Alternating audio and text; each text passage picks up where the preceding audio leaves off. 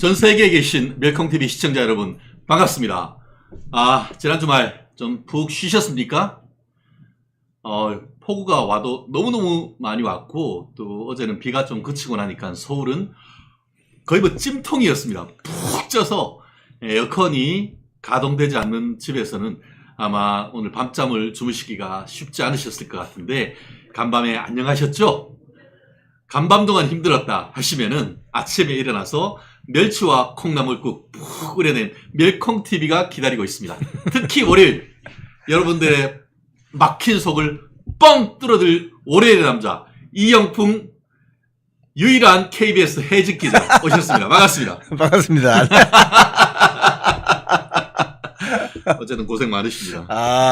아주 즐겁습니다. 그럼요. 자유입니다. 저희가 둘이가 만나면 막 그냥 이게 쿵떡쿵떡 잘 맞아요. 너무 좋은 것 같아요. 뭐 또 금주엔 또 이따 말씀드릴 거지만 또 수요일에는 또 국회 가가지고 청문회 이게 뭐 이렇게 선수하고 뭐 좀 하셔야 될 일이 있다고요? 국회 뭐 참고인으로 과방위 출석을 명받았는데 저를 왜 부르시는지 가서 뭐 뻔하지 뭐.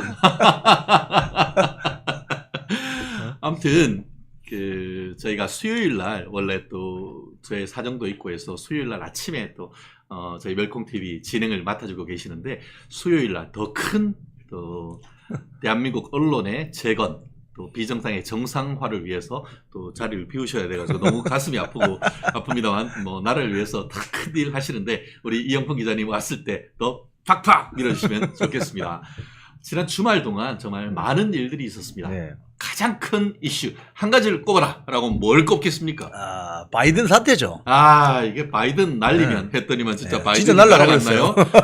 물론 바이든 날리면이라고 한 건 아닌데 어쨌든 바이든 날아갔습니다. 그리고 본인이 자진 사퇴를 얘기를 하면서 동료 시민 여러분이라는 글을 장문의 글을 남기면서 본인은 그 46대 대통령직을 끝으로 이렇게 정계를 은퇴하고 대신에 지금 현재 부통령 카밀라 해리스 부통령을 강력하게 지지한다 했습니다. 물론 지지한다라고 한다고 해서 바로 대통령 후보가 되는 것이 아니고 당내의 절차를 거쳐서 최종 후보가 됩니다만 현재로서 가장 가능성이 높은 후보가 부통령 카밀라 해리스이면은 틀림없는 것 같은데 이 사태 어떻게 봐야 됩니까? 일단은 그 바이든 민주당 대통령 후보가 그 토론회에서 결정타를 맞았죠.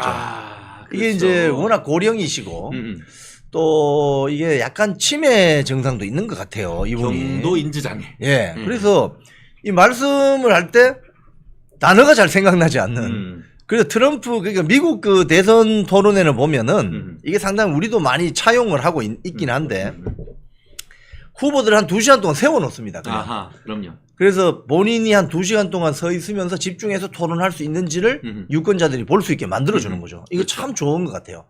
그러면 그분이 건강상 문제가 있으면 바로 드러나거든요. 근데 사실 이번 마지막 토론회에서 바이든이 아주 허점을 보였죠. 뭐 트럼프가 이야기하는데 답변을 좀 제대로 못 한다든지 두리번 한다든지 단어가 잘 생각이 안 나서 뭐 말을 잘 이어가지 못하든지 이래가지고 완전 지지율이 폭락했죠. 그렇죠. 그런데 이제 마지막까지 그 부인인 질 여사가 끝까지 할 수 있다. 할 수 있다라고 이야기했는데 이번에 트럼프가 그 피격 사건이 일어나면서 그 강력한 모습을 보여줬잖아요. 그렇죠. 총을 맞은 사람이 이 피가 철철 나는데 주먹을 불끈 쥐면서 파이트 싸워야 된다고 3번이나 이야기하고 그것도 그 멋진 사진이 또 찍혀. AP. 예. 그 퓰리처상 받은 그 기자가 찍었다고 하는데 이러니까 그냥 민주당 지지자들이 야, 이 후보 바꿔야 된다. 이렇게 해서 결국 사퇴하게 되는.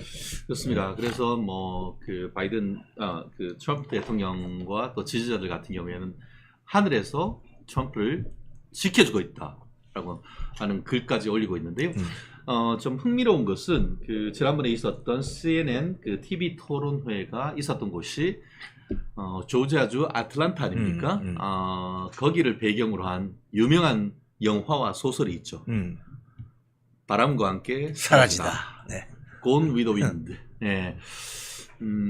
바람과 함께 애틀란타에서의 TV 토론 이후에 정말 바이든 대통령이 날아가 사라지게 돼 버렸다라는 점에서 이게 예전 그 애틀란타를 무대로 한 소설이 또 현실화되는 것이 아닌가 싶은데 하지만 또 아직까지는 그 선거가 시작도 안 된 상태인 그렇죠. 것이고 네. 마치 그 바람과 함께 사라지다의 마지막 명대사 Tomorrow will be another day. 내일은 내일의 태양이 뜬다라고 했는데 미국의 47대 대통령 그 태양은 누가 될지 또 앞으로 좀 지켜봐야 될 것 같습니다. 아무튼 현재의 미국 대통령의 영향력이 어마어마하게 큰 것 아니겠습니까? 지금 뭐 사실 뭐 세계 경찰 국가잖아요. 실질적으로. 그렇죠. 단순히 경찰뿐만 네. 아니고 아니고 경제 국가가 하죠. 지금 그 대통령 수락 연설, 트럼프 대통령 수락 연설에 중국이 직접 미국에 자동차를 수출을 하면은 이게 관세가 많으니까 그것을 멕시코에 공장을 지어서 우회 수출하게 됨으로써 사실상 그 미국과 멕시코 사이의 그 자유무역 협정에 따라서 세금을 부과하지 않는 그런 상황이 되니까 그런 케이스에서도 관세를 100% 내지 200%를 물리겠다라고 하면서 미국에서 팔려면 미국에서 만들어라 이런 것 아니겠습니까? 지금 이제 트럼프 이제 바이든이 이제 민주당 후보에서 낙마를 하면 그 부통령 지명자로 해리스가 뜨잖아요. 그렇죠. 해리스는 흑인 여성 출신이죠. 그런데 지금 트럼프가 부통령으로 지명한 사람이 벤스입니다. 벤스. 그렇죠. 벤스. 예. 벤스가 소위 말해서 그 백인 노동자 계층. 백인 흑수저. 백인 흑수저. 사실 해리스는요, 흑인 금수저입니다. 그렇죠. 네. 원래 그 해리스의 그 어머니, 해리스의 어머니는 인도계 출신인데, 그 인도는 카스트 제도 있잖아요. 그렇죠. 카스트 제도의 제일 상위 브라만 계급입니다. 브라만, 와. 예, 그렇기 때문에 이 해리스 민주당 부통령, 지금 현재 부통령은 흑인계 금수저예요. 그런데 이 트럼프가 기가 막히게 39세의 그 그렇죠. 벤스를 기용했습니다. 이 벤스야말로 힐빌리의 노래라는 그 책으로 유명해진 사람인데, 그렇죠. 예. 힐빌리라는 그 동네 이름이 소위 말해서 그 중부의 그 산맥 지역에 사는 백인 저소득 저학력자 노동자 계층을 말하는 거죠. 이른바 러스트벨트. 그렇죠. 그러니까 지금 방금 말씀하신 우리 최 변호사님 말씀하신 미국에서 차 팔려면은 미국에 공장을 지어라. 이 말이 무슨 소리냐면요. 백인 노동자 계층이 그 자동차 공장. 그렇죠. 이게 많이 그 노동자로 일했단 그렇죠. 말이에요. 네. 그래서 이분들이 사실은 그 큰 건물 지을 때도 상징적인 그 엠파이어 스테이트 빌딩 지을 때도 그 아일랜드계 노동자들이 그 높은 철골 구조물에서 사진 찍은 거 있어요. 그렇죠. 상징적인. 예. 그 사람들입니다. 그 사람들이 지금 트럼프를 적극 지지하고 있는 거예요. 그렇죠. 예. 그래서 이 사람들은 워싱턴에서 정말 출세하고 금수저로 자란 와스프라고 백인 화이트 앵글로 섹슨 이런 사람들을 별로 좋아하지 않습니다. 그래서 이 백인 노동자 계층이 트럼프를 적극적으로 밀고 있기 때문에 이 사실은 이제 미국 정치판을 보면은 이 지역색이 있어요. 그렇죠. 미국 중부 쪽 사람들은 미국 중부 쪽 이쪽 텍사스까지 가면 이 공화당 지지자가 많습니다. 근데 서부 쪽 동부 쪽 끝은 도시잖아요. 그렇죠. 여기 민주당 지지자들이 많아요. 그렇죠. 인구도 많고. 파란색과 빨간색 뭐 이렇게 표현을 하죠. 그래서 전통적으로 한 20개 주는 공화당이 좀 지지가 강하고 한 16개 주는 민주당 지지가 강한데 주로 중부 내륙은 공화당이 많고 그렇죠. 서부와 동부 해안은 민주당이 많습니다. 근데 여전히 이제 이런 것 때문에 경합을 벌이죠. 벌이는데 이번 미 대선은 트럼프와 해리스의 대결이 되겠지만 실질적으로는 이 벤스를 잘 봐야 됩니다. 아하. 공화당 후보는 벤스. 차세대 공화당 주자이자 그렇죠. 리틀 트럼프라 얘기가 되고 있는 것 같은데 벤스의 어떻게 보면은 흑수저 신화 이걸 통해 가지고 어떻게 보면 주류 백인 사회를 이끄는 트럼프 그리고 또 그를 보완해주는 그 벤스 부통령 지명자 그 반면에 지금 그 아직까지는 뭐 확정은 안 됐습니다만 가장 가능성이 높은 민주당의 현 부통령 카멜라 해리스 같은 경우에는 말씀드린 것처럼 백인 주류 여기는 아시안 유색인종 비주류 이런 큰 흐름 이런 그 어떤 정치적 구도의 대결의 장이 될 가능성이 높다 이런 분석이신 거죠. 그렇죠. 그렇게 보여주는 거죠. 네. 그리고 거기다가 지금 트럼프 같은 경우에는 그와 같은 어떤 본인의 약점인 부분을 벤스 후보. 그러니까 벤스 백인이지만 그 예.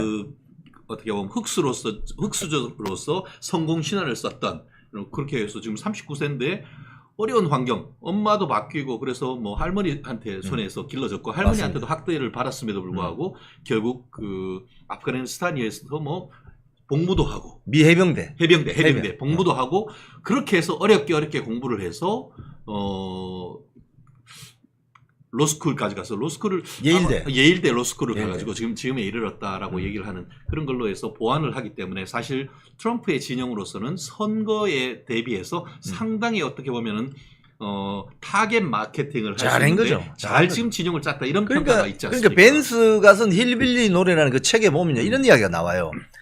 그 백인 노동자 계층은 아침마다 버스 타고 그 자동차 공장 무슨 뭐 제조업 공장에 출근하는데 그 쥐꼬리만한 월급 받으려고 가는데 아니 옆에 집 보니까 흑인 그 사회보장제도 벤스 본인은 한 달 알바 열심히 하면 티본 스테이크 하나 사 먹으려면 그 비싼 티본 스테이크 그래 가슴이 아팠는데 토마호크 스테이크 옆집에 있는 뭐 흑인 노동자는 뭐 사회보장 뭐 이래가지고 그 돈을 받아가지고 한 달에 2번 티본 스테이크 사 먹더라. 이게 과연 공평한가? 그러니까. 그리고 또 어떤 옆에 또 흑인 소녀는 그 정부로부터 주는 그 쿠폰, 음식 쿠폰을 받아가지고 그걸 저 소다, 그러니까 코크나 소다를 사와가지고 사이다. 그걸 2박스 사와서 자기 할머니한테 요거 좀 싸게 줄 테니까 현찰로 바꿔주세요. 이걸 보고 벤스가 이래서는 안 된다. 노력하는 사람이 정당하게 평가를 받고 보상을 받는 사회가 되어야 된다라고 이야기하는 거죠. 벤스는. 여기에 지금 백인 노동자층이 열광하고 있는 겁니다. 우리 장현재님 바이든 사퇴했어요 라고 했는데 맞습니다. 맞고요. 그런데 대통령을 사퇴하는 것이 아니고 미국 47대 대통령 후보에서 사퇴를 했다. 그러니까 대통령직은 유지를 하지만 그렇죠. 차기 대통령 후보에 나가는 입 후보자에서 사퇴했다 했기 때문에 뭐 사퇴했다고 해서 지금 미국 대통령이 없어진 거냐. 이거는 아니다. 현직 유지입니다. 현직은 유지입니다. 잘 그런 부분은 잘 아시고 계셔야 될 것 같고 우리 상암 자전거님 우리 이영풍 기자님의 열혈 지지자신데요. 바이든 사퇴하고 흑인 아시아계 여성 카멜라 해리슨이 그 대통령 후보를 승계할 가능성이 높아졌다. 그러니까 바이든이 이 현 부통령 후보를 지지한다 이렇게 지금 평가를 했기 때문에 민주당 후보 선정하기 위해서는 오늘 여러 가지 지금 시뮬레이션이 돌아가고 있습니다. 실제로 해서 어떻게 보면은 뭐 우리 지금 시간이 없지 않습니까? 시간이 없다 보니까 전당대회하고 뭐 하고 하려고 하면은 시간이 없으니까 11월이니까 약식으로 하기 위한 절차를 할 것인지 어떤 절차를 할 것인지에 대해서 특히 민주당 내에서 굉장히 지금 활발한 법적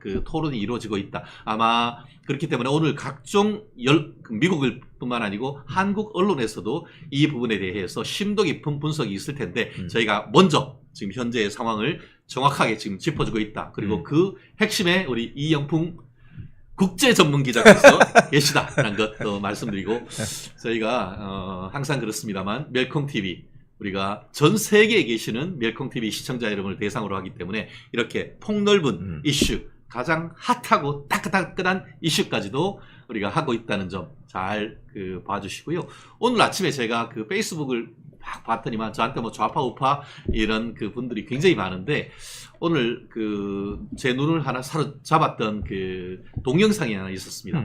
문재인 전 대통령 당시 해리스 미국 부통령과 함께 서로 같이 이제 뭐 앞에 기자 간담회를 하기 위해서 이렇게 있는데 문 대통령이 해리스하고 손을 밀고 이렇게 악수를 했는데 악수하고 돌아서면서 해리스 부통령이 손을 이렇게 쑥쑥 참 저는 뭐 어쨌든 뭐 썩 유쾌하진 않았습니다. 그것이 뭐 해리스 때문인지 아니면은 문재인 때문인지 모르겠습니다만 저는 그거 보면서 썩 뭐 기분이 유쾌하진 않았습니다. 그걸 보면서 이 해리스라는 사람이 속마음이 어떤 것인가 하는 생각도 들면서 네, 아무튼 그 장현재님, 미셸 오바마가 많이 거론된다라고 얘기를 하고 있습니다만, 미셸 오바마 스스로 본인과는 그 대선과는 그 선을 긋는 발언을 여러 차례 얘기를 했기 때문에 현재 하마평에는 크게 오르지 않는 그런 분위기다라는 말씀 드리고 싶습니다. 야, 그래요. 어쨌든 뭐 오늘 그 바이든 후보 사태, 사상 초유의 사태로서 미국 대선 시계가 제로다라는 말씀으로 지금 우리 미국을 비롯한 전 세계의 어떤 흐름, 전개의 흐름을 그 잠깐 짚었고요. 이것이 한국 경제에 어떤 영향을 미칠지 좀 문제가 되는데, 말씀드린 것처럼 그 중국 같은 경우에는 특히 요즘 전기 자동차 굉장히 많은 세계 1위 전기 자동차 생산 국가가 됐고, 그것을 그 미국 코밑에 있는 텍사스를 멕시코를 통해서 지금 수출을 하는데, 한국은 그래도 뭐 지금 알라바마라든가 여기 아까 얘기했던 그 조지아주 애틀란타 이런 데에 그 현대 기아차 공장이 있고, 더불어서 텍사스 쪽에 그 삼성전자의 엄청난 큰 공장, 그리고 하이닉스도 지금 엄청 투자를 하고 있기 때문에 상대적으로 이미 많은 그 대비가 돼 있음에도 불구하고 지금 엊그제 그 트럼프의 그런 그 미국에 팔 물건은 미국에서 만들어라 라는 얘기를 하자마자 기아 자동차 같은 경우에는 주식이 한 3% 정도 빠지는 등 굉장히 우리나라에도 영향이 있단 말이에요. 이런 부분에 대해서도 우리가 그 정치계와 경제계가 적극 대응해야 되는 것 아닙니까? 지금 사실은 뭐 우리 삼성전자나 뭐 현대자동차나 이런 초대기업은요, 본점만 한국에 있지 사실은 글로벌 기업입니다, 그렇죠? 여러분. 예. 그래서 얼마 전에 왜 삼성전자 뭐 저 파업한다 해가지고 정말 맞아요. 저 정말 어이가 없다 그러니까 아직 세계가 어떻게 돌아가는지 잘 모르시는 건데, 지금 미국의 삼성이나 뭐 LG나 뭐 이런 현대는 미국에 공장을 짓는 게 좋죠. 그렇죠. 왜냐하면 거기에 공장을 짓는 그 투자로서 나오는 어떤 부가가치가 그렇죠. 훨씬 한국에서 떨어집니다. 그렇죠. 생산성이 훨씬 높아요. 지금 사실 롯데가 저 중국에 뭐 들어갔다가 사드 사태로 좀 손해본 거 생각해 보세요. 그 지금 트럼프가 뜨면서 많은 전문가들이 뭐라고 이제 조언을 하나 하면은 중국 투자를 줄여야 된다. 한국이 경제는 중국하고 하고 안보는 미국하고 하고 이게 방향이 틀렸다는 거예요. 지금 중국이 주춤하거든요. 지금 실업률이 엄청 높아지고 있습니다. 지금 중국의 대학생들 취직안 돼서 지금 난리라는 거 아닙니까? 그래서 한국도 앞으로는 이게 사실 한국이 중국과 어떤 무역량이 급증한 것이 2004년입니다. 2004년을 기준으로 노무현 정권이 들어서면서 이 그래프가 급속하게 중국으로 올라가거든요. 그런데 지금 거의 20년 지났잖아요. 20년 만에 새로운 지금 역전 현상이 일어나는 겁니다. 그래서 중국에 대한 어떤 포션을 미국이나 어떤 다른 나라로 다변할 필요가 있다. 그게 한국의 미래에 좋다. 이런 주장을 많이 하시는 분들이 계시죠. 감사합니다. 골프 여신님 지각입니다. 오신 것만 해도 감사합니다. 그리고요, 그 사이에 또 새로 오신 분들도 계신 것 같습니다. 여름에 꼭 필요하죠? 목침님. 목침. 어릴 때 저희 시골집에서 과수원을 했습니다. 과수원 높은 곳에 이제 우리 원두막을 지어놓고, 이거 재밌는데. 원두막에 목침 하나 베고 누워 있으면은 에어컨 없어도 바람이 쓱 지나가면 수박 했던 기억이 나네요. 수박 따서 먹어야 되는데. 우리 집 과수원은 우리 인근에 있는 모든 사람들의 과수원이었습니다. 지나가면서 한개 따고 뭐 와서 먹고, 그래도 뭐 아무것도 없었던 했던 참 그때가 그립기도 합니다. 네. 예. 우리 호시절님, 최진정 변호사님 센스 짱 하셨는데요. 저희 즐거운 얘기, 또 심각한 얘기도 또 즐겁게 얘기를 하면서 또 막막한 어떤 항해의 바다, uncharted water. 아까 그 외신 같은 경우에는 지금 바이든이 대통령 후보에서 물러나면서 지금까지 없었던, 전례가 없었던 시계 제로의 어떤 그런 시계로 들어갔다라고 하는 것을 uncharted water라고 해서 아직까지 전임 미답의 어떤 바다로 들어간다, 이렇게 표현을 했던 기억이 나는 것 같습니다. 저희 외신도 잘 챙겨보고 있다는 점, 저희가 잘 소화시켜서 말씀드린다는 점 말씀드리고 싶습니다. 인터내셔널 아닙니까? 인터내셔널. 여기는 우리 런던 발음, 저희는 시카고 발음으로 영어로 한번 해보겠습니다. 그렇습니다. 또 이제 잠시 또 미국으로 와서 다시 우리 포커스를 한국 여의도로 한번 집중시켜 보겠는데요. 여의도로 가기 전에 잠깐 들러야 될 곳이 있습니다. 전라북도입니다. 야, 저 이거 깜짝 놀랐습니다. 지난주에 전라북도에 폭우가 내려가지고 전라도가 다 떠내려갈 그럴 지경이었는데 전라북도 민주당 도의원들 폭우 속에 한우 술판 회식을 했다고 하는데 그리고 그거 사진 찍어가지고 페이스북에 엄지척 이게 했다는데 제정신인가요 이거? 아니 이게 보면 말이죠. 지금 여기 국회의원이 한 명 등장하거든요. 윤준병 의원이라고. 윤준병 의원은 참고로 재선입니다. 재선이고 전주고등학교 나오고 서울시 공무원 오래 했어요. 서울시 공무원 오래 했는데 이 프로필을 보면 서울시에서 교통 관련 전문가예요. 예. 그리고 석박사 논문도 보면 교통 관련이 좀 관심이 많아요. 예. 그러면 폭우가 내리면 제일 먼저 뭐가 문제가 생깁니까? 교통에 문제가 생기잖아요. 그렇죠. 폭우가 예. 특히 그 전라북도 같은 경우는 아시는 것처럼 이 평야지대입니다. 평야지대죠. 김제평야. 예로부터 전라북도는 진짜 조선을 먹여 살렸죠. 먹여 살리는 곡창지대로. 곡창지대 예, 아닙니까? 예, 김제평야. 예. 저도 어릴 때 그 김제평야 가본 적 있는데 겨울에 음. 눈이 하얗게 내렸는데 아. 지평선이 보이는 걸 제가 깜짝 놀랐어요. 그래서 그 축제 이름도 예? 지평축제입니다. 예. 왜냐하면 제가 살던 저 경상도 지방은 산이 많아가지고 네. 지평선을 볼 수가 없어요. 예, 예. 부산에 가면은 저 바다 끝은 볼 수 있지만 부산 아닙니까? 산. 산이 너무 많아서 예. 이 지평선을 볼 수가 없어요. 네. 근데 김제평야는 와 땅 끝이 보이는데 제가 네. 어릴 때 충격받았거든요. 예. 그렇기 때문에 비가 많이 오면 어떻게 된다? 네. 물이 찬다. 지난번에 잼버리 잼버리 같은 그런 그러니까 거죠. 비슷한 현상 그리고 아닙니까? 이 서해는 조수간만차가 있기 때문에 물이 예. 안 빠진다. 예, 예. 그럼 어떻게 돼요? 이 김제평야에 물이 찬다는 거예요. 예, 예. 그 폭우가 내린다 이러면은 그 도의원들이나 군수나 다 걱정하는 것이 김제평야에 물 안 빠지면 어떻게 되나? 그렇죠. 그럼 이 길거리에 물이 찰 거 아닙니까? 그럼 그렇죠. 교통 문제가 바로 생기는 야. 거지. 그런데 응? 거기서 그런데? 한우 맛있었겠나? 아, 한우에다가 지금 술판 부리면 됩니까 안 됩니까? 정신이 안 없는 되지. 사람. 지금 제정신이에요. 사실 2년 전 마포구의 구청장님께서 사실 그날 그의 비가 정말 많이 와가지고 강남이 정말 물바다가 됐죠. 그런데 그때 본인 페이스북에 이렇게 그 마포에 있는 한 식당에 가가지고 이제 전하고 이렇게 식사하는 거를 올렸단 말이에요. 그거를 가지고 그 난리를 쳤거든요. 어떻게 그러냐? 사실 우리 그 박항수 구청장님 같은 경우에는 그 직전까지 마포 현장이 다 시찰을 하고 그때 마포 같은 경우에는 국지성 폭우였기 때문에 강남에는 그렇게 왔지만 마포에는 비가 안 왔어요.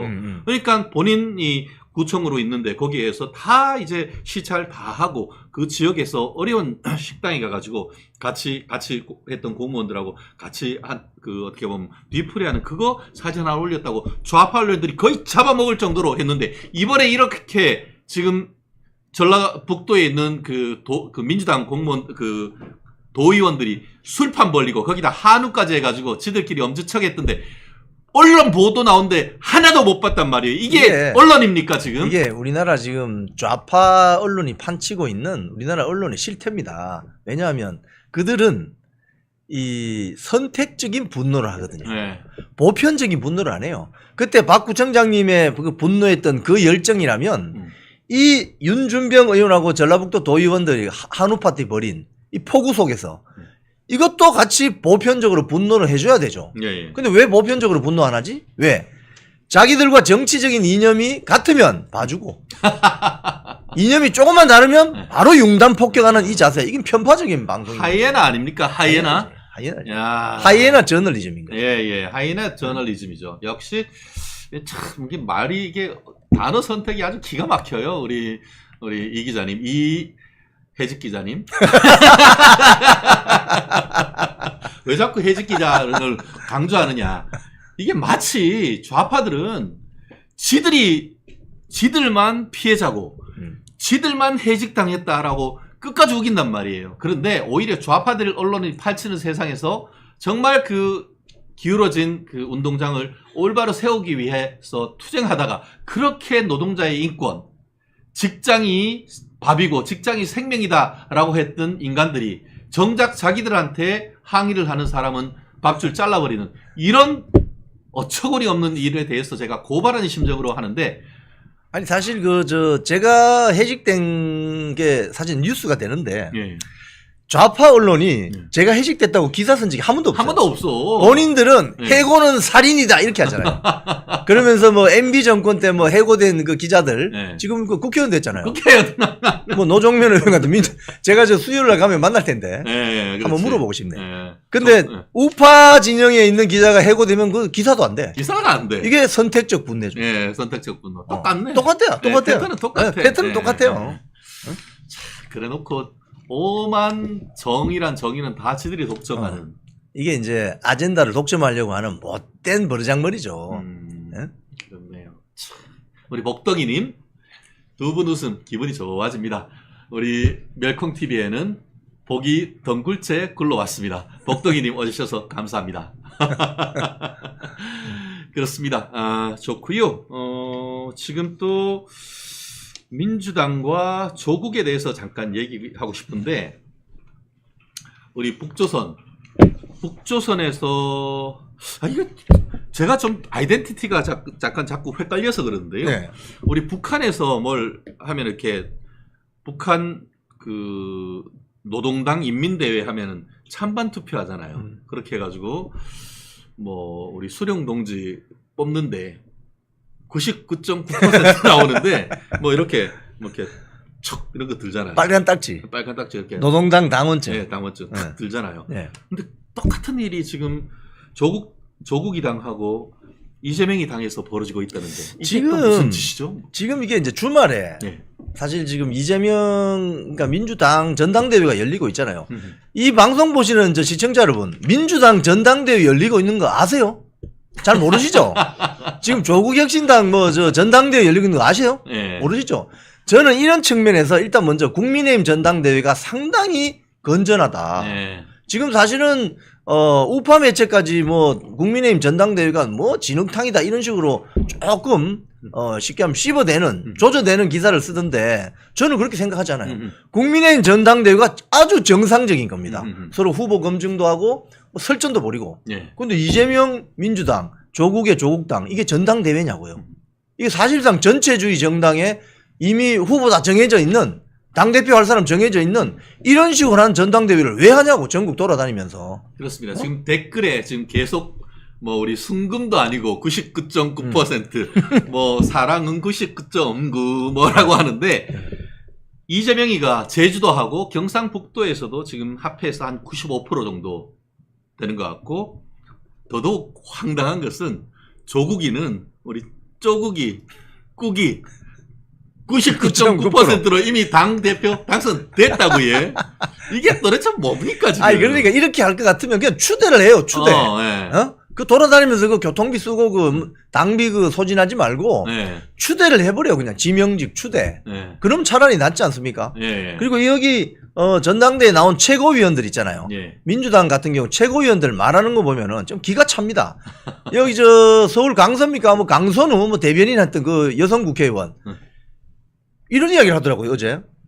지방선거 전에 네. 대통령 선거를 하면 안 되냐? 이게 무슨 소리예요 지금? 윤석열 대통령 끌어내리고 그 전에 탄핵시킨 다음에 지들이 대통령 선거에서 대통령 짱 먹겠다는 거 아닙니까 그거? 그러니까 이제 이 윤석열 대통령의 임기는 5년이잖아요. 네. 그러면 윤석열 대통령을 지지한 뭐 그분들이나 지지하지 않았던 그분들도 이미 재작년에 대통령이 될 때 임기 5년의 계약서를 국민과 쓴 겁니다. 그렇죠. 네. 그럼 3년 뒤까지 임기가 정해져 있는 거예요. 그런데 2년 뒤에 지방선거 할 때 같이 하자고? 이런 이야기를 지금 민주당 막 하고 있잖아 지금. 마구 질러대는 거죠. 그러면 거기에 뭐 환호를 하고 이거 웃깁니다. 그리고 정봉주 최고위원 지금 1등 하고 있잖아요. 최고위원 후보. 네. 막말을 해도 이런 막말이 없어요. 야. 이런 사람이 어떻게 최고위원 1등을 하고 있는지 이해가 안 됩니다. 그래요. 응? 그 고사의 양념으로 제가 오늘의 재판도 제가 잠깐 가지고 왔는데요. 우리 재명이 오늘 서초동 온다고 또 정신이 그래요? 없더라고. 오늘 봤더니만 이재명이의 위증교사 혐의 재판이 막바지에 이르는 가운데 오늘 오후 2시 서울중앙지방법원에서 증인신문이 열립니다. 앞서 재판부는 다가오는 9월 30일 아마 추석 연휴 딱 끝나고 나면은 추석 연휴 딱 끝나고 나면 9월 30일 날 결심 공판한다고 재판부가 딱 선언을 해버렸어요. 우리 이번 9월달 추석 잘 지내고 나면은 사실 추석 선물 좀 받고 싶었는데 종합 예. 선물 세트. 네, 그랬는데 결국 그 오늘 재판하고 나면은 사실상 거의 이재명 위증교사 재판은 마지막이다라고 생각하는데 형사재판 절차를 말씀드리면은 일단 옛날엔 제일 먼저 네 죄를 네가 알렸다, 네가 인정하냐 하면서 첫 기일에 피고인 신문을 했었는데 요즘은 어떻게 하냐면 제일 마지막 기일에 피고인 신문을 합니다. 그래서 먼저 증인들을 먼저 해서 다 끝나고 나면 그 다음에 이 피고인 신문을 하고 그날 내지 그 다음 기일에 이제 마지막으로 결심 공판. 결심 공판에는 검사가 구형을 하죠. 네. 형에 대한 의견 진술. 그리고 그거에 대해서 최후 변론하고 이제 살려주십시오. 아니면은 무죄입니다. 뭐 이렇게 얘기를 하고 하는데 저는 결심 공판 때 이재명이가 뭐라고 할지 저는 진짜 궁금하거든요. 진짜 한번 가보고 싶어. 택도 없습니다 할지. 뭐 이렇게 할지 봐주십시오라고 할지 모르는데 아무튼 지금 이 재판 같은 경우에는 제일 먼저 지금 마무리될 것 같고 또 하나 재판이 있는데 탈북 어민 강제 북송 관련해서 문재인 정부 안보 라인에 대한 재판이 있습니다. 아, 중요한 재판이네요. 아, 그럼요. 오늘 오전 10시 요거 마치는 대로 바로 있는데 2019년 동료 선원 16명을 살해한 뒤 귀순 의사를 밝혔다라고 문재인 정부에서 주장하고 있는 확인 안 된 거예요. 탈북 어민을 강제로 북한으로 돌려보낸 사건의 재판. 알다시피 눈 가리고 이제 판문점에서 통해서 하는데 그거 동영상 찍은 거 있잖아요. 있죠. 나중에 질질 끌고 가다가 눈 딱 벗으니까 깜짝 놀라서 털썩 주저앉고 거의 뭐 도살장에 끌려가는 이 소처럼 저항했던 그 모습. 그때 있었던 지휘라인에 있는 정의용 전 안보실장 등 문재인 정부 시절의 안보인사들이 직권남용 혐의, 민주당의 전가의 보도, 직권남용 권리행사 방해죄로 지들이 기소가 됐어. 부메랑. 예, 부메랑. 이게 재판부가 지금까지는 비공개로 하다가 지난달부터 공개 재판했는데 관심이 있는 분들 꼭 한번 가보십시오. 오늘 10시군요. 오늘 10시. 야, 오늘 내일 한번 이 후속 보도가 나오면 더 상세하게 말씀드리겠습니다. 그게 그 비공개로 했던 이유가 이제 국정원 등등 정보기관 사람들이 나와서 그렇죠. 이 뭐 변론을 한다든지 그렇죠. 뭐 증언을 한다든지 이렇기 때문에 비공개였는데 이제 지난달부터 말씀하신 것처럼 공개됐거든요. 그렇죠. 그럼 오늘 10시 야 어떤 내용이 나올지 궁금합니다. 그렇죠. 실제로 16명을 진짜 살해한 것인지 아니면 그런 주장에 불과한 것인지 보통은 어떻게 사람을 데리고 가는데 눈 가리고 해가지고 그렇게 그리고 경찰 특공대에 또 야 뭐이 그래가지고 후다닥 해가지고 보냈다는 그런 내용들이 그거 다 짓고 경찰을 왜 거기다 동원을 해? 그게 제가 저 판문점 근처 미군 부대 캠프에서 근무하지 않았습니까? 판문점은 딱 가면요 싸늘합니다. 거기서는 쉽게 이야기하면 이 경계선이 딱 콘크리트 요만한 계단처럼 되는 그거 하나예요. 그리고 회담장 같은 경우는 절반은 남쪽, 절반은 북쪽이거든요. 그래서 북쪽에서 넘어올 때 회담장 문 열고 내려오면 바로 남쪽으로 내려올 수 있습니다. 그런데 그 문은 잠겨 있죠. 근데 남쪽에서 갈 때도 마찬가지입니다. 맞습니다. 그런데 남쪽에서 북한으로 넘어가는 그 현장에 이게 안대하고 있다가 그렇죠. 갑자기 풀었다. 그러니까 이러면 그 앞에 북한 인민군 보고는 털썩 주저앉게 되는 거죠. 그거 죽으라는 소리거든. 그러니까 문재인 정권이 간접 살인 아닙니까? 간접 살인? 인권 변호사 정권이라더니 인권이라는 거는 그냥 없고 그냥 죽으라고 집어 던진 거 아니야 지금. 그것도 선택적 인권 아니야. 지들 진영의 인권만 인권이지. 보편적이잖아요. 그리고 북한 인권재단의 인권 이사를 민주당이 추천 안 해가지고 아직까지 구성도 못 하고 있는 거 아닙니까? 저 박문진하고 똑같네요. 똑같아 하는 짓이. 하는 짓도 아니지. 하는 짓거리가. 방송통신위원회 위원 뭐 2명 추천 안 해가지고 똑같네요. 똑같아. 무인권 변호사 호시절님 맞습니다. 맞고요. 네, 다시 정봉주 봉다리 얘기 한번 돌아볼게요. 조계사 여신도 폭행 그리고 또 목함질에 뭐 선물 어떤 개소리 하고 해가지고 지난번에 공천 받았다가 공천에도 떨어졌던 거 아닙니까? 이 정봉주 이 최고위원 지금 정봉주 최고위원이 민주당 최고위원 지금 전당대회에서 1등하고 있습니다, 여러분. 1등. 근데 이 사람이 어떤 그동안에 문제가 있었느냐. 가장 제가 큰 문제로 보는 것은 네. 지난번 그 박근혜 정부 때죠. 예. 목함 지뢰 사건이 발생해가지고 우리 전방에 그 GOP 지키던 우리 부사관이 발목이 날아갔습니다. 아. 정말 그분은 양쪽이 다 날아갔어요. 그래가지고 지금 병원 가서 이제 치료받아서 그때 한번 저는 그 장면 보고 굉장히 가슴이 너무 아팠는데 군복에다가 그 우리 의수족이라고 하죠. 네. 그걸 가지고 나와서 저 점프할 수 있다면서 점프하는 그 모습에 제가 진짜 억장이 무너졌습니다. 아. 그런 사람들이 뭐라고 했느냐. 그 인간 그게 목함질에 밟은 사람에게 목발을 사줘야 된다. 이따위 식의 이 발언을 한 자입니다. 정봉주가. 근데 정봉주가 이 개인의 프로필을 보면은 참 이거 이해 안 되는 부분이 있어요. 네. 아버지가 경찰서장 출신이에요. 어허. 그럼 안보관이 아들이 안보관이 좀 투철해야지. 어허. 근데 한국외대가 뭐 다 그런 건 아니지만은 이석기 경기 동부연합 경기 동부연합 김재현. NL의 네. 핵심이죠. 김재현 지금 진보당 뭐 당대표 김재현 이 경기 동부연합이 어떻게 보면 메카거든요. 네. 여기에서 80학번인데 총학생회장을 했어요. 그렇죠. 예. 그러면 이 경기 동부연합이 가능성이 큰데 이 사회에 나와서는 이 문익환 목사 운전기사도 하고 했는데 학교 다닐 때 ROTC를 또 했다는 거예요. ROTC. 네. ROTC를 좀 하다가 그 학내 이제 시위에 자꾸 참여하고 이러니까 ROTC에서 제명이 됐어. 아이고야. 거기는 제명이가 많네.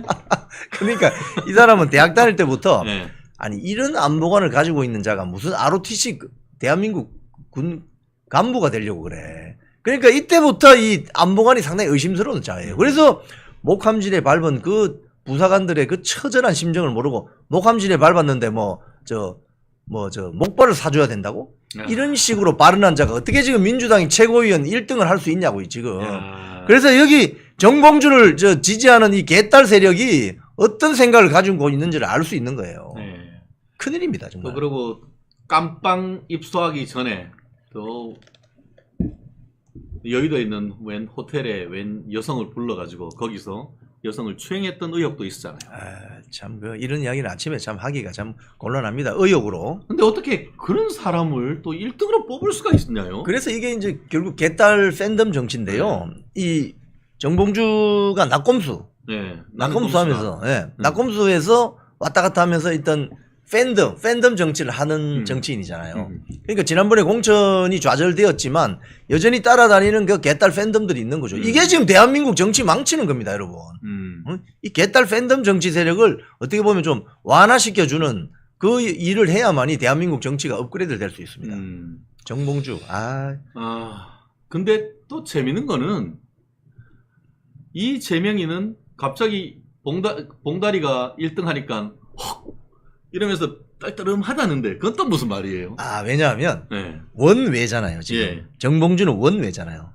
그러니까 지금 현역 국회의원이 아니지 않습니까? 네네. 그러니까 발언이 자기들 생각보다도 너무 센 거지. 그러니까 정봉주가 무슨 발언을 했냐면은 현역들은 윤석열 대통령 탄핵에 대해서 말을 좀 아낀다. 근데 나는 과감하게 이야기한다. 그러니까 쉽게 이야기하면은 짬뽕도 같은 짬뽕인데 더 강력한 고춧가루가 들어간 짬뽕이다. 이 소리를 하는 거죠. 그러니까 기존에 그 배지를 달고 있는 현역들 입장에서는 상당히 부담스러운 거죠. 왜냐하면 정봉주는 책임질 일이 없어요. 그렇죠. 현역이 아니기 때문에. 원래 거기다가 또 쉽게 말하면은 물론 뭐 친명인데 찐명까지는 아닌가 하면 그런 느낌 아니겠습니까? 계열이 다른 거죠. 그래가지고 지금 뭐 강선운에 뭐 보면은 뭐 아무튼 이상한 패거리들 있잖아요. 이현주 뭐. 네, 그리고 그런 인간들 해가지고 뭐 좀 자기 민주당 유튜브에도 불러가지고 뭐 사실상 이렇게 선거운동 해주고 그러는데 그런 인간들은 저 뒤로 밀리고 정봉주가 갑자기 앞으로 와버리니까 아씨 이거 뭐지 이렇게 해가지고 이게 이재명의 뜻과는 조금 다른 것 아니냐. 그렇죠. 마치 지난번에 추미애로 단일화해 뭐 이런 식으로 미애로 합의해 뭐 이렇게 했는데 우원식이 됐던 그런 어떤 그 흐름 속에서 약간 민주당 친명 진영에서는 조금 걱정을 한다. 그런 그렇죠. 말씀도 지금 아침 오늘 조간신문을 보면요. 뭐 중앙일보, 동아일보, 조선일보 할 것 없이 다 다루고 있는데 어제 그 민주당 전당대회 자리에서 최고위원 후보인 강선우 여성 저 서울 강서 그리고 이언주 뭐 이렇게 딱 발언한 거 보면은 전부 다 이재명 비어천가를 부르고 있습니다. 그러니까 우리 이재명 아버지 민주당의 아버지라고 극칭송을 하고 있는데 이 정봉주는 약간 다른 거죠. 이재명을 칭송하기보다는 윤석열 대통령 탄핵해야 된다. 그렇죠. 라는 이런 식으로 가버리니까 야 이거 이 사람 최고위원 되면 이 통제 안 될 것 같은데 이런 걱정을 하고 있는 거죠. 그렇죠. 대놓고 윤석열 탄핵을 외치고 있는 것이죠. 점점 지들 팬덤 같은 경우에는 호소가 되지만 결국 그 국민으로부터는 유리되는 그런 건 아니겠습니까? 특히 정봉주 같은 경우에는 아까 얘기했던 그 조계사 여신도 폭행 사건이라든가 목함질의 막말 사건 그리고 또 이후에 밝혀진 본인 배우자에 대한 폭행건들 이런 부분과 관련해 가지고 결국 이런 게 밝혀지니까 사실상 본인이 공천을 받았다가 공천을 뺏긴 건 아니겠습니까? 그러니까 이재명이한테 대한 감정이 그리 좋을 리는 없는 것이죠. 당연하죠. 네. 특히 그 여성들에게 그 뭐 가정 폭력이나 이런 거 가하는 사람은 곤란합니다. 그렇죠. 정치 안 해야 됩니다. 민주당이 그렇게 여성 인권 네. 하는데 이런 인간들에 대해서 곤란합니다. 지지한다? 이것도 선택적 이게 인권 뭐 이래 다 선택적인 분노죠. 네, 선택적 분노인 것 같아. 선택적인 분노입니다. 오히려 뭐 국민의힘 입장에서는 정봉주가 되는 것 그리 나쁘진 않은 것 같다는 그런 느낌도 드는 것 같아요. 저렇게 되면 민주당 망가지는 거죠. 뭐. 예. 망가지는 거죠. 우리 비앙키님이 어찌되었건 정봉주가 된다면 두고두고 꼬투리 잡힐 겁니다. 라는 것이 그 말이다. 그 어떤 맥락으로 읽히는 것 같고요. 청포로님 잘하면 우리 봉다리가 우리 죄명이 감옥 가는데 보탬이 될 수도 있겠네요. 라는 글 주셨습니다. 우리 교동아시님, 멸콩TV, 화이팅. 교동아신데 프로필 사진은 남성인 것 같습니다. 아니, 윤석열 대통령 사진 같은데요? 그런가요? 호시절님, 말로만 하지 왜 때린다냐? 하는 사람이 아닌가라는 말씀 해주셨습니다. 짜증은 나도 득이죠. 정현재님. 맞습니다. 예. 아니, 상대가 좀 상대할 수 있는 수준이 되어야 이게 네. 뭐 토론이나 뭐 협상이 되는 거지. 그렇죠. 완전히 이거 대화를 상대가 안 되면 아주 곤란해지는 겁니다, 이거. 그렇죠. 예, 그렇습니다. 아무튼 그 민주당의 전당대회를 보면서 이것이 대한민국인지 아니면 조선인민민주주의 공화국인지 참 헷갈릴 정도인 것 같은데 조국이는 정말 99.9% 아예 100%를 하지. 그러니까 좀 말이 안 되는 거죠, 제가. 그리고 지금 이재명이도 95% 정도로 돼 있는 것 같고요. 아까 제가 첫 이슈, 국내 이슈가 민주당 전북 도의원들 폭우 속에 그 한우 술판 회식이 제정신이냐 했는데 제가 참 이 부분과 관련해 가지고 참 살다 조국이당 논평을 제가 인용을 할 줄이야 싶었는데 그 부분과 관련해서 조국이당에서 논평 내는 것들을 간단하게 하나 좀 소개시켜 드릴게요. 그래도 조국이당 그 전북 도당은 이날 논평을 통해 전북 도민들이 사상 최악의 호우로 재해를 입어 시리에 빠지고 이웃과 친구의 안전을 걱정할 때 더불어민주당 국회의원과 도의원만 있었는 게 아니고 국회의원들도 있었대요. 한우를 안주 삼아 고급 술자리를 즐겼다. 술자리 비용은 전라북도 의회 법인카드, 즉 도민의 혈세로 지불했으며 국회의원은 본인 홍보수단으로 즐겨 사용하는 페이스북에 엄지척하는 술자리 인증사진까지 올렸다라고 비난했다. 저는 이거 보면서 무슨 생각이 들었냐 하면은 이몽룡이 남원에서 정말 광안루에서 우리 변사또가 춘향이 보고 수청을 들어라 하면서 거기에 진짜 음주 가무를 하면서 했던 그 장면, 그 밖에는 폭우가 내리는데 저 딱 그런 생면이 딱 문제에 떠오르더라고요. 그게 뭐 그 당시 그 농민들이 이제 이 김제 평야가 굉장히 넓기 때문에 그 해당 지역에 이제 농민 계층이 많았을 거 아닙니까? 예, 예.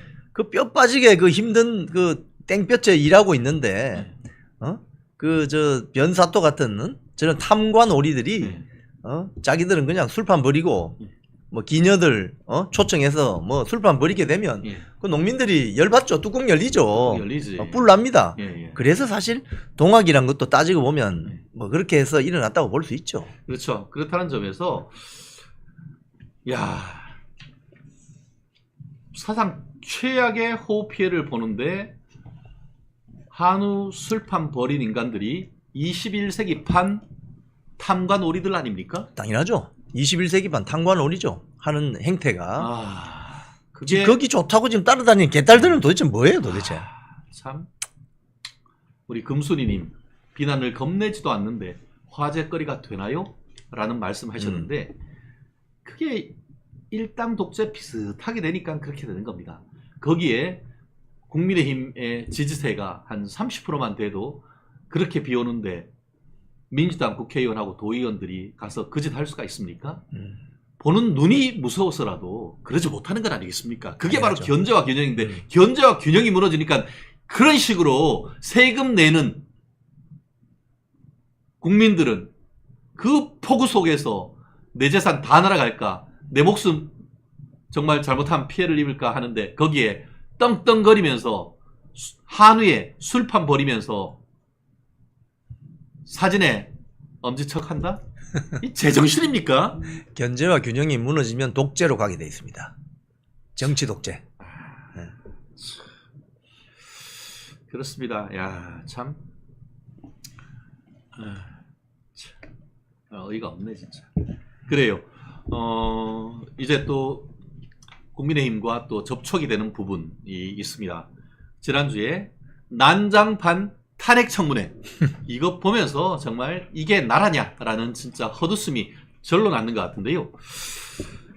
돌아가신 삼성전자의 이건희 회장이 기업은 그룹. 예, 삼성그룹. 삼성그룹. 예.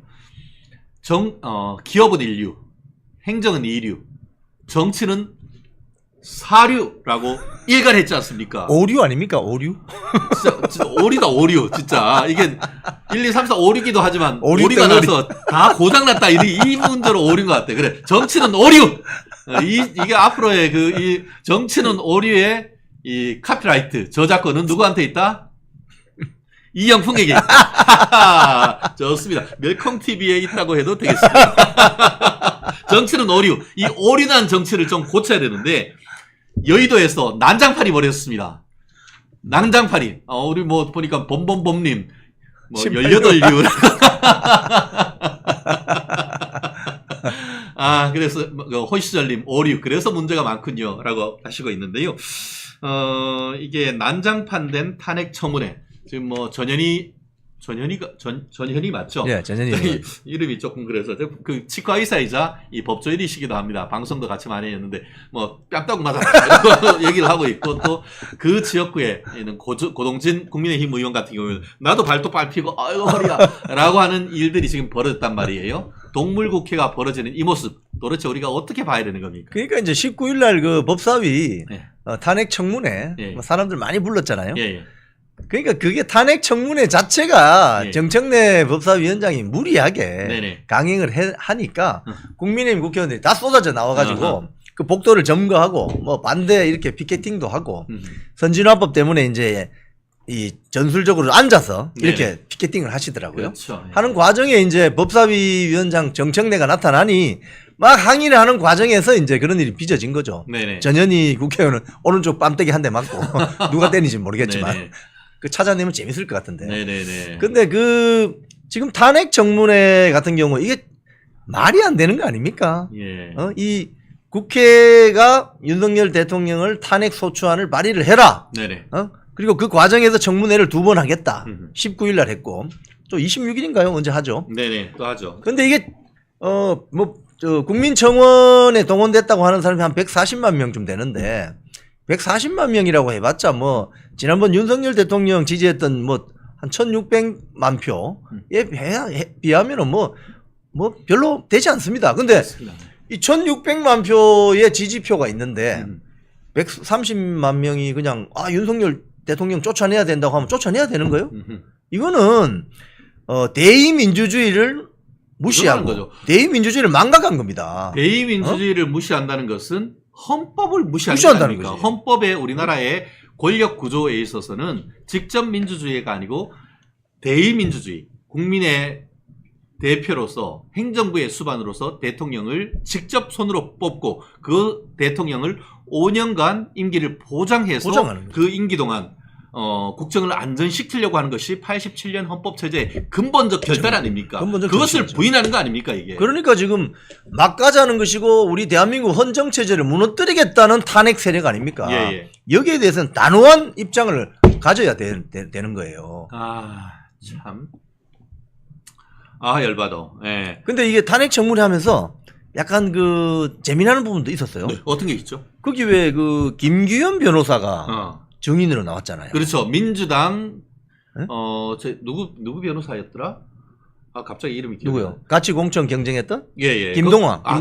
김동완한테 네. 어떻게 보면 대장동 대박 변호사가 5명이잖아요. 곽규택 또 뭐 몇 명이 있는데 그중에 김동완 막내 변호사가 지난번에 뭐 이재명이 또 하여튼 재판에 와라고 하니까 뭐 사법부도 민주화시켜야 된다는 등 그런 헛소리 했던 거기에서 공천 경쟁을 해서 떨어졌죠. 민주당 측 변호사인 것이죠. 예. 그때 그 김규현 변호사가 처음에는 이제 공익 제보자인 것처럼 그 요번에 그 임성근 해병대 사단장. 그렇죠. 사단장의 거기에 지금 저기 변호인인 것이죠. 우리 박정훈. 박정훈 대령. 대령의 변호인 것이죠. 근데 김규현 변호사가 그 단톡방에 그 임성근 해병대 사단장을 구명하기 위해서 VIP가 움직였다.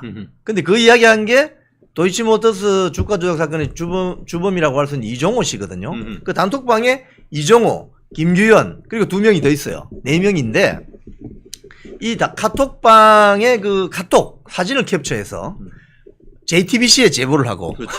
JTBC는 이거 임성근 해병대 사단장 구명하기 위해서 VIP 이러면 사람들은 대통령이나 김건희 여사를 연상한단 그렇죠. 말이에요. 근데 이종호 그 단톡방에 같이 있던 이종호 대표가 뭐라고 했냐면 그거 저 VIP가 대통령이나 김건희 여사가 아니고 해병대. 김계환 해병대 총사령관을 말하는 거야 라고 했더니 이 말은 또 보도를 안 해요. 또 네. JTBC가.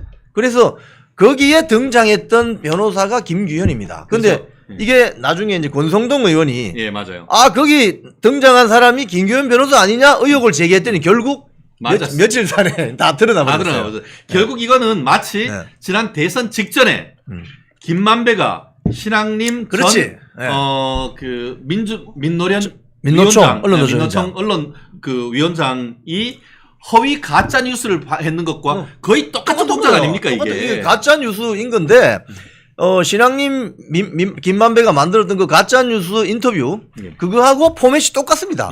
그래서 공익 제보자인 것처럼 자신의 어떤 그 정체를 숨기고 JTBC에 제보하고 JTBC는 그걸 가지고 VIP가 관여했다. 이러니까 사람들은 JTBC를 본 사람들은 그럼 윤석열 대통령하고 김건희 여사가 해병대 사단장 임성근을 구명하기 위해서 했구만. 그러면은 윤석열 정권 이 개입한 건 맞네. 그러면서 탄핵해야 된다. 이렇게 가는 거죠. 해병대 최상병 특검법 가야 된다. 이렇게 여론을 호도하고 여론을 조작한 거죠. 그렇죠. 그걸 권성동 의원이 저기 핵심 인물이 김규현이군 해서 김규현이 요번에 그 탄핵 청문회에 나와서 선서하고 이야기한 거 아닙니까? 거기에서 이제 여러 가지 이야기들을 물어보는 그런 속이의 성과는 있었네요.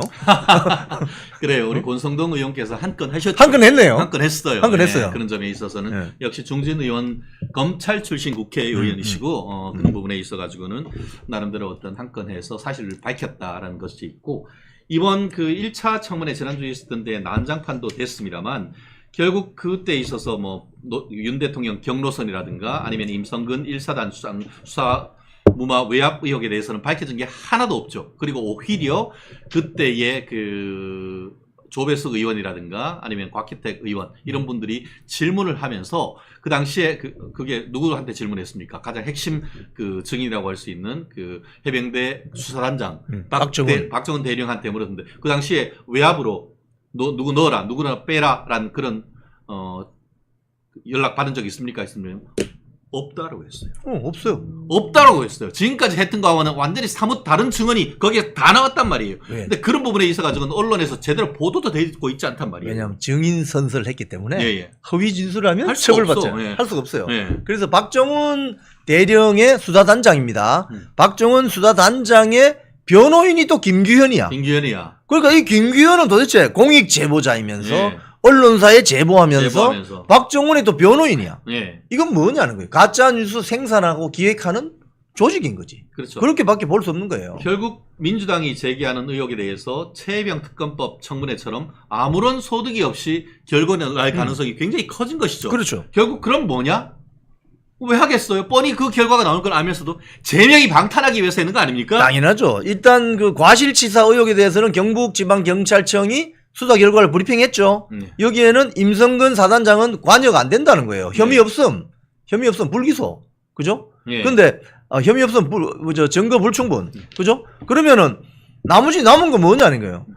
공수처의 외압 의혹 수사인데 여기도 박정훈이가 청문회 나와서 뭐라고 했습니까? 외압 받은 적 없는데요. 그럼 끝난 거지 이거는. 그렇죠. 그러면 최상병 특검법은 이거는 아예 시작을 하지 말았어야 되는 겁니다. 근데 이걸 왜 하느냐? 윤석열 정권 탄핵시키려고.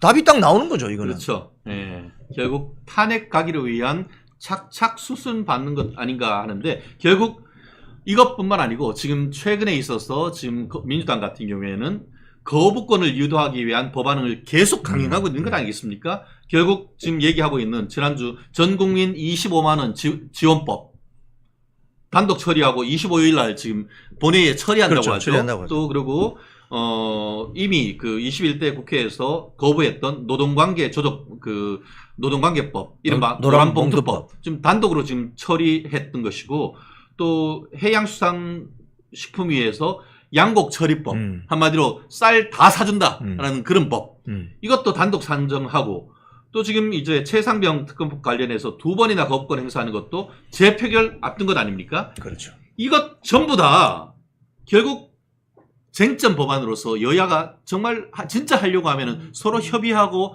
타협해서 어떤 안을 해야 되는데 무작정 계속 밀어붙이는 것 이거 결국 대통령이 민생 틀어막고 있다 이 이미지를 만들어서 탄핵하기 위한 이게 수순으로 가는 건 아닙니까? 즉 결론부터 말씀드리면 이제 깽판을 놓으려고 하는 거죠. 예. 도저히 국민의힘이나 대통령이 수용할 수 없는 협상안을 던지면서 당연히 이건 거부권 행사할 거야. 제2요구권을 발동할 거야 라고 알고 있는 거죠 본인들도. 그러면 대통령이 도저히 이건 받아들일 수 없으니 제2요구권 발동 즉 거부권을 행사하면 그게 쌓이잖아요. 1건 2건 10건 그러면 뭐라고 할 거냐. 저 보세요. 윤석열 대통령은 법률안 그냥 거부권 행사하는 게 자기의 일이다 라고 하면서 불통 대통령이다. 그래 탄핵해야 된다. 이렇게 가려고 하는 거죠. 그렇습니다. 결국 지금 어떻게 보면은 탄핵과 관련해 가지고는 헌법재판소의 판례에 비춰봤을 때는 헌법과 법률에 중대한 위반이 있을 때 헌법 수호 의지가 없다라고 판단할 때 탄핵이 될 수 있다라는 뭐 그런 선례가 있습니다. 하지만 그와는 전혀 상관없는 수사나 재판과 관련된 사안에 대한 청원을 이유로 해서 탄핵 청문회를 한다는 이런 천벌받을 짓을 하면서 지금 탄핵 기차를 출발시키려고 하는 이런 무도한 민주당 정말 제정신이냐라는 얘기를 하지 않을 수 없고 그런 부분에 대해서 자유우파 대한민국을 사랑하는 분들은 우리가 정신 바짝 차려야 된다라는 말씀을 드릴 수밖에 없는데요. 결국 왜 이렇게 탄핵을 가겠습니까? 이재명이를 살릴 수 있는 방법은 윤석열 대통령에 대한 탄핵 외에는 방법이 없다라고 생각하는 건 아니겠습니까? 그래서 지금 오는 그 추석 9월 9월 추석 전후로 이 세력이 윤석열 정권에 대한 탄핵 열차 불을 붙이려고 하죠. 근데 불이 잘 안 붙어요. 비가 많이 와서 그런가? 불이 잘 안 붙어요. 왜냐하면 이 자유우파 우리 국민들께서 박근혜 정권 탄핵 때 한번 봤거든요. 어떻게 가짜 뉴스로서 대통령 권력을 대다수 국민들로부터 분리시키고 고립시키고 그래서 어떻게 탄핵 열차를 가는 거 봤기 때문에 학습 효과가 있습니다. 그래서 불이 잘 안 붙습니다 지금. 그래서 기껏 지난번 광화문 집회 때 보니까 한 3,000명 나와서 그 나와서 앉아 있는 사람들 보면 다 우리가 아는 정체를 알 수 있는 사람들이거든요. 그래서 결국 이거는 가을에 결국 이렇게 되면 가을에 만약에 저쪽에서 탄핵 집회를 한다 이렇게 되면 자유우파 국민들은 탄핵 반대 집회가 나올 거예요. 분명히. 그렇죠. 예. 이번에는 마음대로 안 될 거예요. 그렇게 봅니다. 그렇습니다. 이제는 국민이 지킨다. 김일문님께서 한 줄 요약해 주셨습니다. 우리 멜콩TV 시청자 여러분이 한 30만 명 다 돼가고 있습니다. 더 힘을 내서 저희가 대통령을 지키고 또 대통령 우리 자유우파의 정권을 재창출하고 나아가 우리 미래 세대를 위한 대한민국을 더 업그레이드 시키는데 더 힘찬 노력을 하겠습니다. 그 가운데 또 이영풍 기자님 참 큰 노력을 하고 계십니다. 아까 댓글에 보면은 윤석열 대통령 왜 이영풍 기자 같은 사람들 중용하지 않느냐라는 말씀 해주시고 계시고 차기 KBS 사장 이영풍 이런 말씀도 귀에 쏙쏙 들어오는 말씀인 것 같습니다. 우리 골프 여신님 채널A 끊고 멸콩으로 왔다. 멸콩만 봐도 시간이 없어 얘라고 해주셨습니다. 역시 골프 여신님 감사합니다. 박보경님 예, 만일의 사태가 벌어지면 저도 광장으로 갑니다 라는 말씀해 주셨는데 멸콩TV 보고 계시면은 광장에 나가서 우리가 말을 할 수 있는 근거와 논리가 탁탁 정리가 됩니다. 당연합니다. 그렇죠. 이 방송을 보시면 학습이 많이 됩니다. 그렇습니다. 야 겨울이님 30만 화이팅 감사합니다. 이제 뭐 벌써 10시 3분을 지나고 있는데요. 오늘의 마지막 주제 빼놓을 수 없는 주제인데요. 다가오는 내일입니다. 7월 23일 국민의힘 전당대회 대표 결정전이 있습니다. 저도 지난 주말에 우편물을 하나 받았습니다. 아마 이거 보시는 분들 받으신 분들도 많으실 텐데요. 제4차 전당대회 넥스트 보수의 진보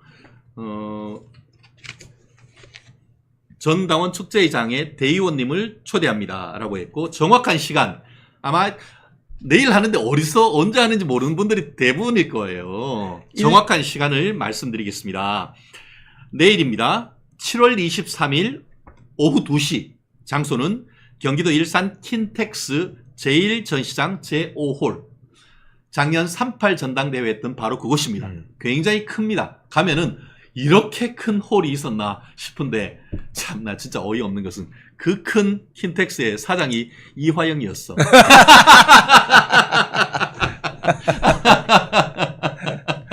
아, 나 참 정말 어이가 없죠? 예, 그렇죠. 어쨌든 내일 일산에 있는 킨텍스 제1전시장 가면은 이리 가라 하시기 때문에 혹시나 관심이 있는 분들 가시고 참고로 저는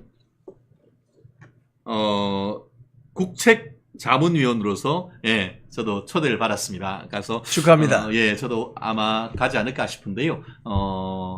우리 할 수 있으면 저희가 그 38 전당대회도 끝나고 나니까 이제 최고위원 당선되신 분들하고 서로 같이 사진도 찍고 뭐 하고 하는데 우리 멜콩TV 우리 이 기자님도 오시죠. 같이 한번 팬 미팅 한번 하셔도 될 것 같은데. 제가 한번 일정을 보겠습니다. 네. 네. 아 그렇습니다. 뭐 누가 될지는 아직까지 단정할 수는 없습니다만 막판 판세 한번 한 줄 정리 한번 해주시죠. 지금 그 투표율입니다. 결국 이 여러 가지 이야기를 할 때 우리가 너무 주관적으로 이야기하면 안 돼요. 숫자를 잘 보셔야 돼요. 그렇죠. 지금 빅데이터에 대한 과학적 분석. 네, 투표율이 언론 보도 보면은 지금 좀 저조하게 나오죠.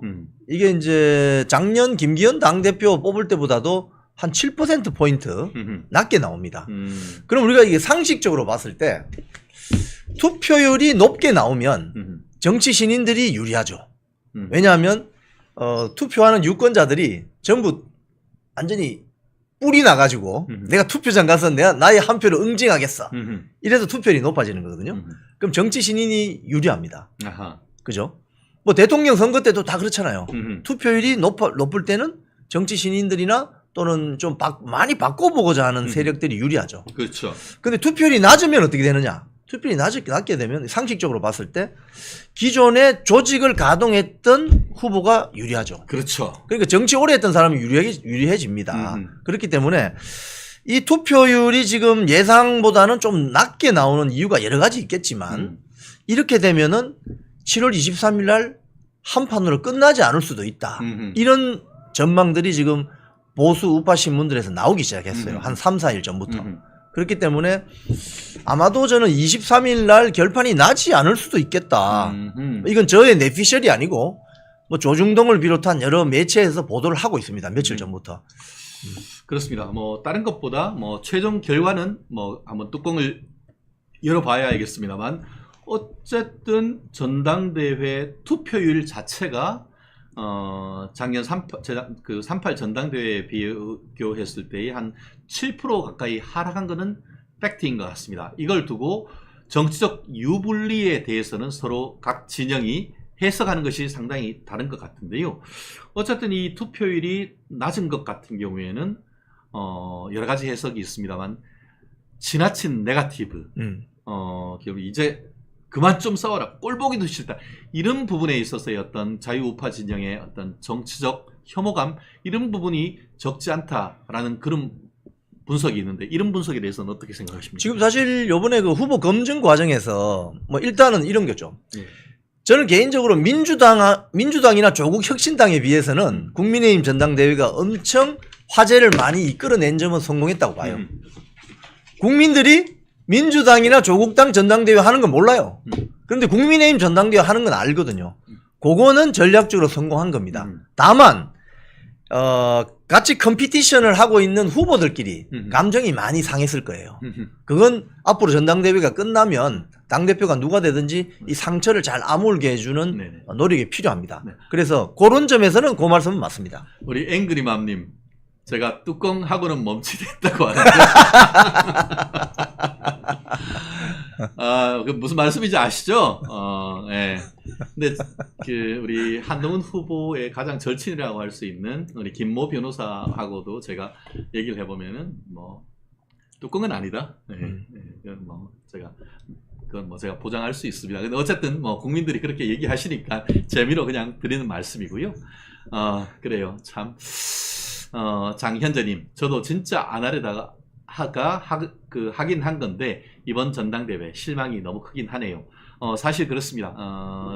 저는 이제 스마트폰으로 할 수 있는 첫날 했습니다만 저희 집사람도 당원입니다. 근데 저희 집사람도 너무 싸우니까 하기 싫다고 하더라고요. 근데 주말에 운전하게 가고 있는데 모르는 전화가 떠가지고 집사람이 봤더니만 ARS로 ARS 해가지고 ARS 오늘까지 합니다. 한번 ARS 꼭 받으셔가지고 내 표를 찍지 않으면은 결국 내가 원하지 않는 사람으로부터 지배를 받는다라는 그런 말씀이 있습니다. 어쨌든 누가 되건 한번 반드시 전화를 받으시고 또 많은 어떻게 보면은 적극적인 투표를 통해 가지고 국민들이 이렇게 관심을 보이고 있다라는 것 자체에 대해서 좌파 진영에 보여줘야 되는 게 있습니다.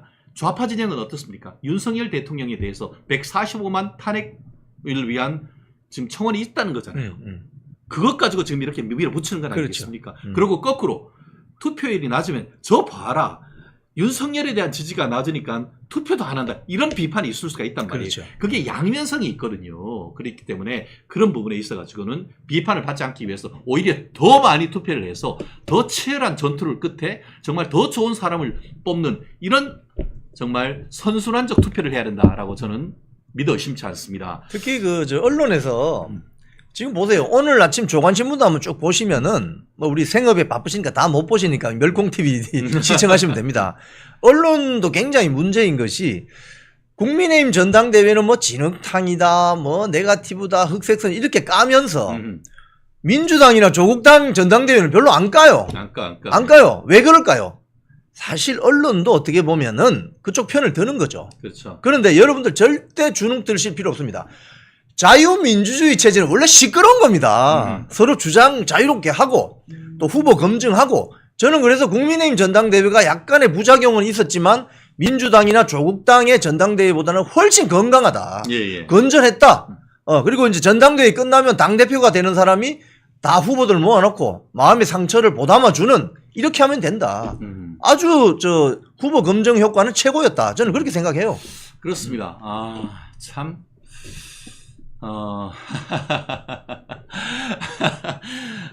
그래요. 뭐, 우리 김태형 변호사 얘기도 나오고 여러 가지가 있습니다만, 아무튼, 현재는 치열한 이 종반전으로 치닫고 있습니다. 어떻게 보면은, 패스트트랙 논란에도 불구하고, 어대안일 것인지, 아니면 결선 투표로 갈 것인지, 그 부분은 어제와 오늘의 또 ARS 투표에 달려있는 것 아닌가 싶습니다. 그렇죠. 정말 한동훈 비대위원장을 지지하는 분들은 지지하시는 대로, 또 원희룡 후보님이나 아니면 나경원 후보님을 지지하시는 분들은 지지하시는 분들대로 더더욱 적극적으로 투표에 나가실 때에만 옥동자 같은 대표를 뽑을 수가 있다는 점 다시 한번 말씀드리고 싶습니다.